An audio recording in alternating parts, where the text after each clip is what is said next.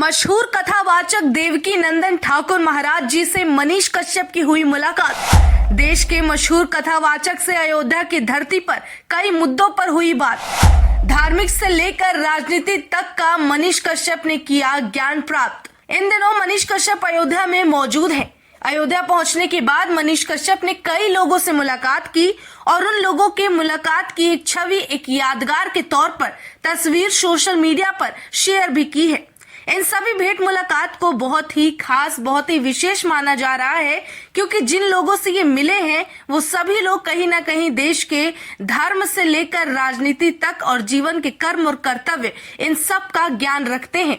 एक बार फिर मनीष कश्यप बेहद सौभाग्यशाली महसूस कर रहे हैं खुद को देश के मशहूर कथावाचक देवकी नंदन ठाकुर महाराज जी से मिलने के बाद। उनकी मुलाकात भी अयोध्या की धरती पर ही हुई। इस बारे में खुद सोशल मीडिया पर यह बात साझा करके मनीष कश्यप ने बताई है।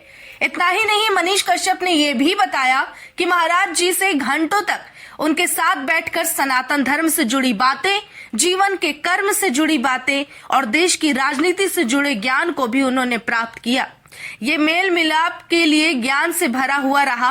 वहीं मनीष कश्यप ने जो तस्वीर शेयर की, उनके साथ उन्होंने एक मैसेज कैप्शन के तौर पर लिखा और लोगों को बताया कि देश के मशहूर कथावाचक देवकी नंदन ठाकुर महाराज जी से अयोध्या में मुलाकात हुआ। महाराज जी घंटों अपने सानिध्य में मुझे सनातन धर्म, जीवन का कर्म और देश की राजनीति का ज्ञान दिए। महाराज जी के छोटे भाई विजय भैया से भी मुलाकात हुआ। उन्होंने भी अपना कीमती समय मुझे दिया और जीवन की बहुत सी सच्चाई से मुझे अवगत कराया।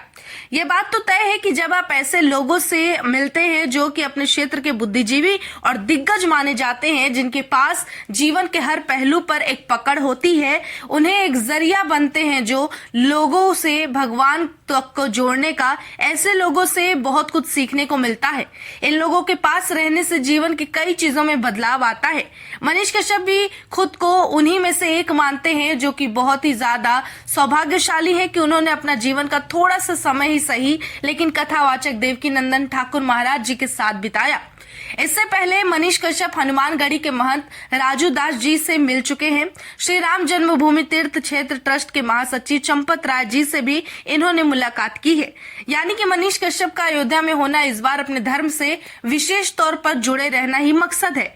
इनका सबसे बड़ा साक्ष्य उनकी हाल में सामने आ रही तस्वीरें हैं, जहां वो देश के विकास की, जनता के हित की बात करने के साथ अब धर्म को भी आगे बढ़ाने और उनके प्रचार प्रसार में लगे हुए हैं।